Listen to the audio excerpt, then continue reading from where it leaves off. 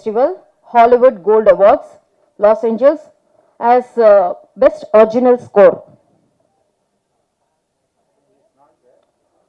Okay.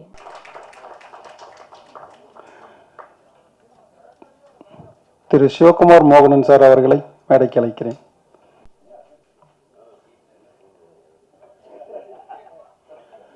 Actress Neelima ராணி அவர்களை மேடைக்கு அழைக்கிறேன்.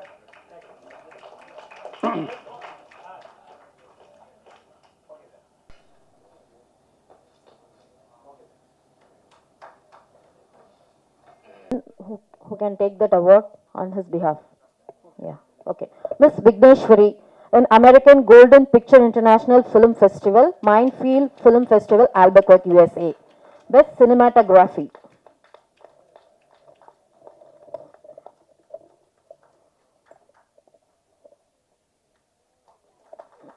Mr. M.S. Johns Rupert, American Golden Picture International Film Festival, Florida, USA, for Best Composer.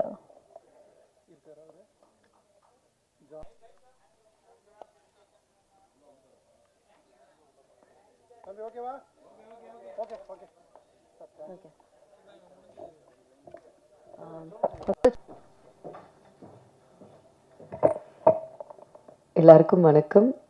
ரொம்ப பொறுமையாக காத்திருந்ததுக்கு ரொம்ப ரொம்ப நன்றி.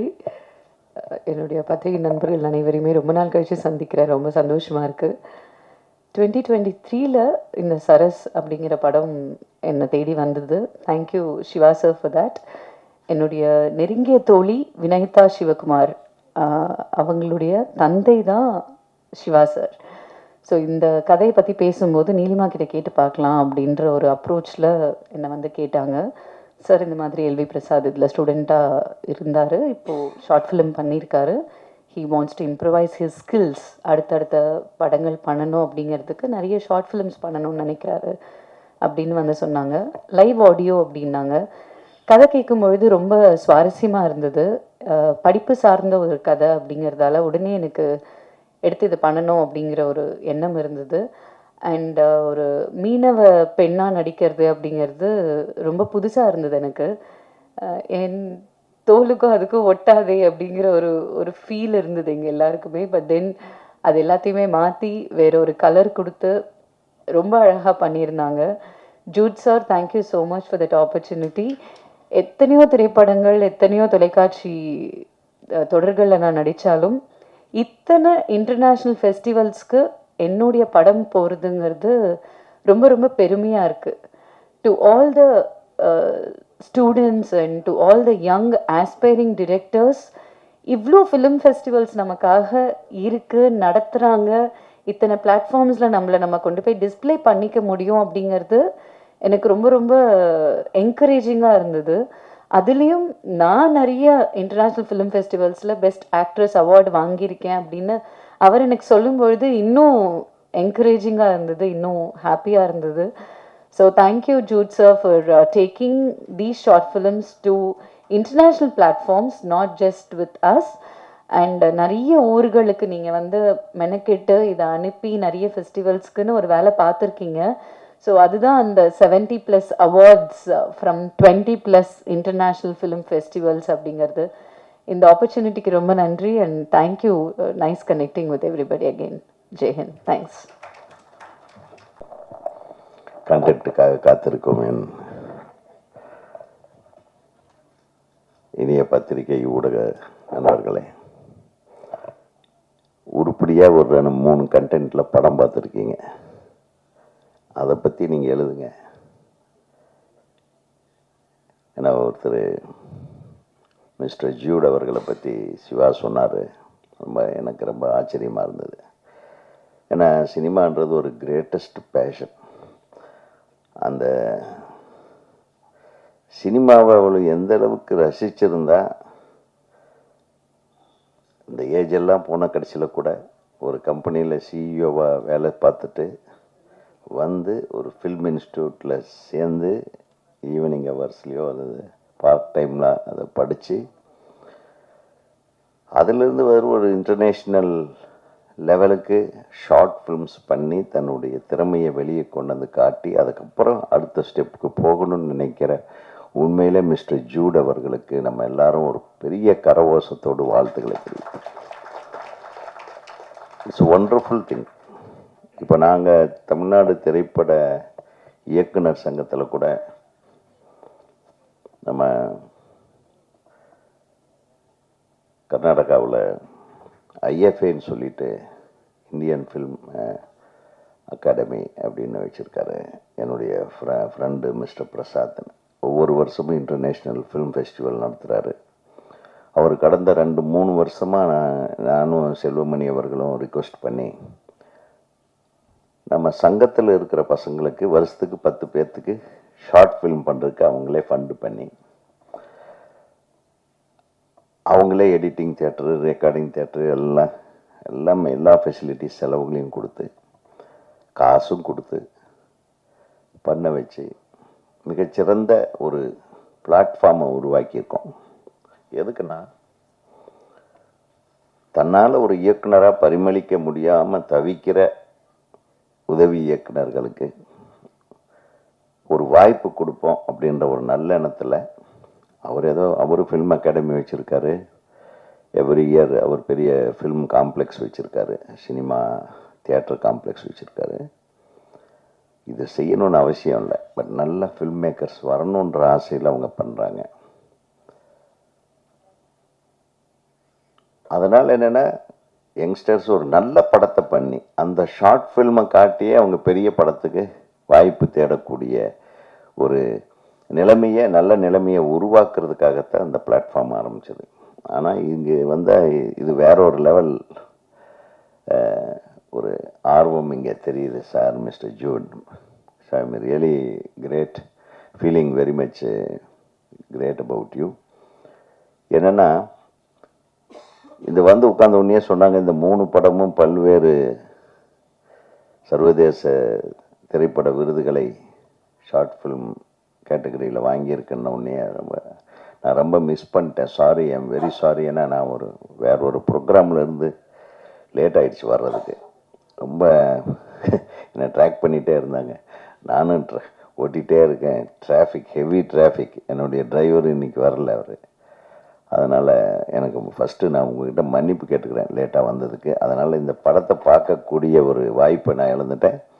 நிச்சயம் பார்க்குறேன் சார் யூடியூப். எனக்கு லிங்க் அனுப்புங்க. அவங்க மொத்தம் ஒரு ஐஸ்வர்யா, ஒரு நீலிமா, இவங்க எல்லாத்தையுமே வச்சு எடுக்கக்கூடிய அளவுக்கு அவங்கெல்லாம் அக்செப்ட் பண்ணி பண்ணுறாங்கன்னா there should be some content. அது அவங்க சொன்னாங்க, இந்த ஒரு மீனவ பொண்ணு கேரக்டரில் பண்ணுறது ஒரு வித்தியாசமாக இருந்தது.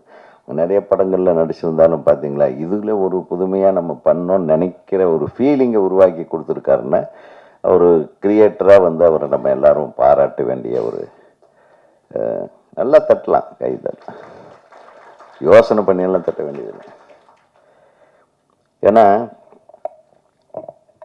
ஒரு ஷார்ட் ஃபில்ம் அவர் எப்படி எடுத்திருக்காருன்னு பார்த்தாவே இவர் எப்படி தேர்வாரா தேர மாட்டாரா அப்படின்னு அடுத்தவங்க முடிவு பண்ணிடலாம்.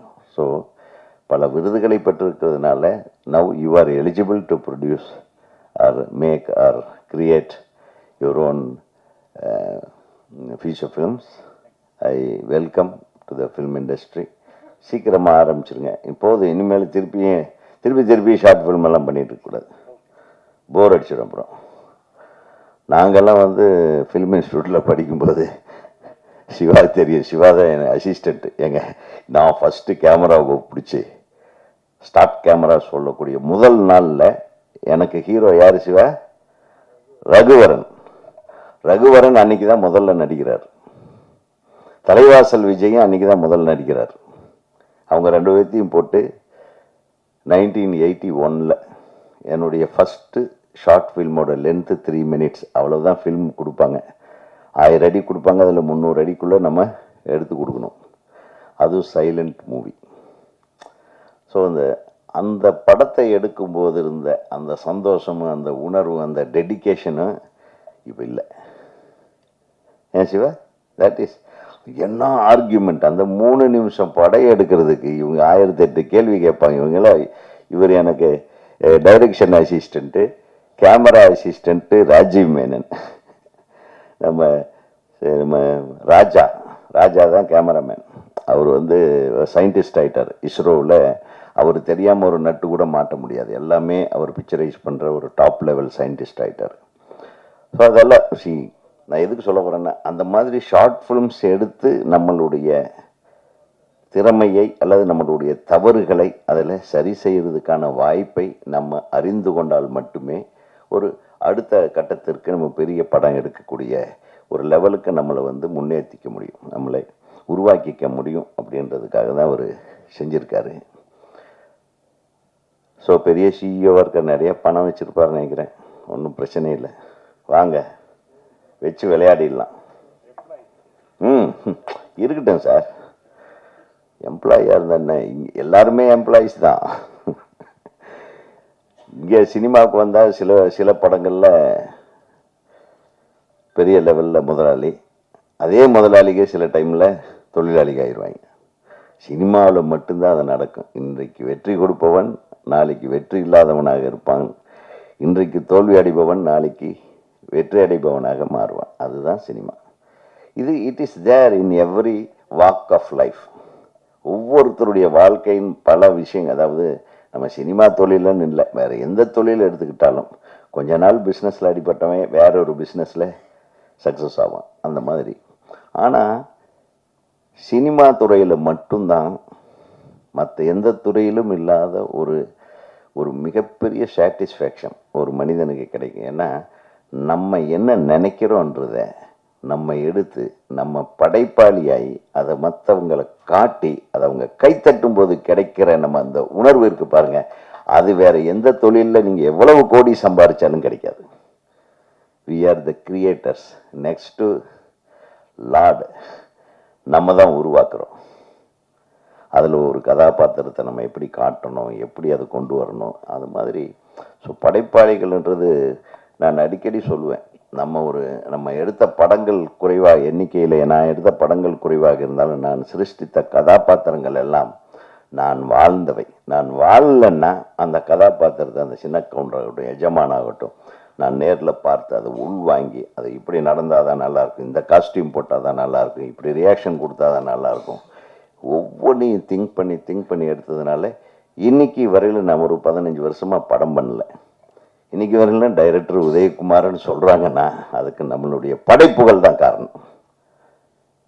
அதனால் நீங்கள் வாங்க, வயது என்பது ஒரு பெரிய இதே கிடையாது. I really appreciate you. உங்களுடைய ஆர்வத்தை எந்த வயசுலையும் காட்டலாம். நீங்கள் இந்த வயசில் காட்டியிருக்கீங்கன்னா you deserve a biggest success in the film industry also. இதுக்காக ஒரு கைத்தட்டி போகல. என்ன நானும் கைத்தட்டுறதுக்கு கண்டென்ட் கொடுக்குறேன், தட்டவே மாட்டோன்ட்டு இருக்காங்க இல்லையா? ஆக ஒரு மிகச்சிறந்த இந்த படைப்புகளுக்கு பிறகு சிவா நீங்கள் கூட இருந்து உங்களுடைய நண்பராக இருக்கலாம், இருந்தாலும் உங்களுக்கு ஸ்டூடெண்ட் அவர் இல்லையா? ஒரு ஸ்டூடெண்ட்டை நீங்கள் அடுத்த கட்டத்துக்கு கொண்டு போக வேண்டிய ஒரு விழா தான் இது இல்லையா? நிச்சயமாக ஒரு நல்ல கமர்ஷியல் படம் எடுங்க. திருப்பி அவார்டு வாங்குறதுக்குன்னு படம் எடுத்துட்டிங்கன்னா அவார்டு தான் கிடைக்கும், அப்புறம் அதுக்குன்னு அலையணும். சார், இந்த அவார்டு வாங்குற மாதிரி ஒரு கொடுமையான விஷயம் உலகத்திலே கிடையாது சார். அவார்டு வாங்குறதுக்கு படுற அவஸ்தை இருக்கு பாருங்க, அது எந்த மாதிரி எடுத்தால் அவார்டு கிடைக்கும், என்ன மாதிரி கண்டென்ட் கொண்டு போனால் அவார்டு கிடைக்கும், எங்கெங்கெல்லாம் யாரை பிடிச்சா அவார்டு கிடைக்கும். இதுக்கு பேசாமல் கமர்ஷியலாக படம் எடுத்து போட்ட காசு திருப்பி எடுக்கிற வழியை பார்க்குறது பெட்டர்ன்னு நினைக்கிறேன். நான் இதுக்கு வாங்கின அவார்டை குறை சொல்லலை, ஷார்ட் ஃபிலிம்ஸ்க்கு ஓகே. பெரிய படங்களை எடுத்துகிட்டு சார் அவார்டு வாங்குறதுக்காக எல்லாரும் கிளம்பிடுறாங்க சார் கையில் பொட்டியோட.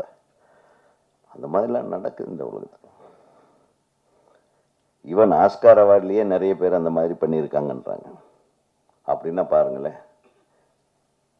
ஸோ அவார்டோட வேல்யூ என்னென்னா, இப்போவும் சொல்கிறேன் சார், இந்த படத்தை பார்த்து கைத்தட்டினாங்கல்ல, அவங்க கொடுக்குற அவார்டு தான் சார் மிகப்பெரிய அவார்டு. அதை விட மிஞ்சின அவார்டு வேறு எதுவும் கிடையாது.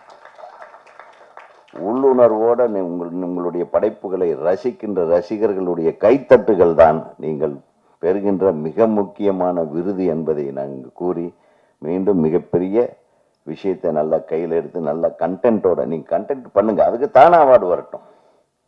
நம்மளாக தேடி சென்று விருது வாங்குவது விட்டுவிட்டு நம்மளை தேடி விருதுகள் வரும் அளவுக்கு அருமையான படைப்புகளை நீங்கள் தர வேண்டும். அதே மாதிரி சகோதரி நீலிமா, ரொம்ப சந்தோஷம். இந்த மாதிரி படைப்பாளிகளுடைய, அதாவது வளர்ந்து வரக்கூடிய கலைஞர்களுக்கு நீங்கள்லாம் வந்து முன்னின்று உதவி செய்வது என்பது மிக பாராட்டுக்குரிய விஷயம். உங்கள் இசையை நான் கேட்டேன்னு சொல்லுங்கள். தம்பி எனக்கு நல்ல தம்பி அவர். ஆக உங்கள் அனைவருக்கும் எனது நன்றியையும் நான் காக்க வைத்ததற்கான மன்னிப்பையும் கோரி விடைபெறுகிறேன். நன்றி, வணக்கம். He is our music director. I think எல்லாரும் அந்த மியூசிக்கை பற்றி நிச்சயமாக ரசித்து புகழ்ந்திருப்பீர்கள். அவர் ஒரு யங்ஸ்டர். அவர் முதல் படத்தில் மட்டும்தான் நாங்கள் எனக்கு இந்த மாதிரி ஸ்டைல் வேண்டும் அப்படின்ற சில கிளிப்பிங்ஸ் எல்லாம் காட்டி, நோ பெர்குஷன், நோ சில இன்ஸ்ட்ருமெண்ட்ஸ் கிடையாது, you have to use only either strings or keyboard or flute, இந்த மாதிரி இன்ஸ்ட்ருமெண்ட்ஸ், இந்த மாதிரி ஸ்டைல்ஸ் இருக்க வேண்டும் என்று ஒரே ஒரு நாள் சொல்லியிருந்தோம். இந்த சசி படத்தில் அடுத்த நாளே அவர் ரெக்கார்ட் பண்ணி கொண்டு வந்து விட்டார். Then subsequently he made some changes and he got a revised one. இது இவ்வளவு தான். இது சசியுடைய மியூசிக் முடிந்து விட்டது. சரஸ் அண்ட் ஹன்னா கொடுக்கும்போது நான் ஒரு வார்த்தை அவரிடம் பேசவில்லை. வெறும் வீடியோ மட்டும்தான் கொடுத்தேன். அவர் மியூசிக் போட்டு கொடுத்தார். மாற்றவே இல்லை. நீங்கள் பார்த்தது எல்லாமே அவருடையது. அப்படிப்பட்ட ஒரு திறமைசாலி Ms Jones Rupert. I think he said he will come, he is not to be seen. My sincere thanks to him. And one other person who has been with us in all the three films is editor Kundalar Babu. You have to learn patience from him, because in the first film I sat with him almost for 30 days for doing editing a 30 minutes film. I was with him for almost 30 days, making changes every second here and there. And in the case of third film, we did even DCP. After making DCP, ஒரே ஒரு second, ஒரு fraction of a second நாங்கள் TCP எல்லாம் பண்ணி முடித்ததுக்கு அப்புறம் ஒரே that is 4 slides we removed. That is about 4/24 second. அவ்வளவு துல்லியமாக அதை எடிட்டிங் பண்ணி, அதில் பொறுமையாக இருந்து அவரும் பண்ணுவார். அதை பண்ணி கடைசியாக திரும்பி ஒரு ரிவைஸ் ரிப்போர்ட் அவுட்புட் எடுத்து அதற்கப்புறம் மறுபடியும் டிசிபி எடுத்தோம். அதாவது இது யாரும் பண்ணுவார்களா என்பது எனக்கு சந்தேகம். That is 4/24 second we cut from the film after we finalized everything, after we took all the outputs. Kundalar Babu is there. Babu, please. Thiru Babu அவர்களை அழைக்கிறேன், if he is there. He is my editor.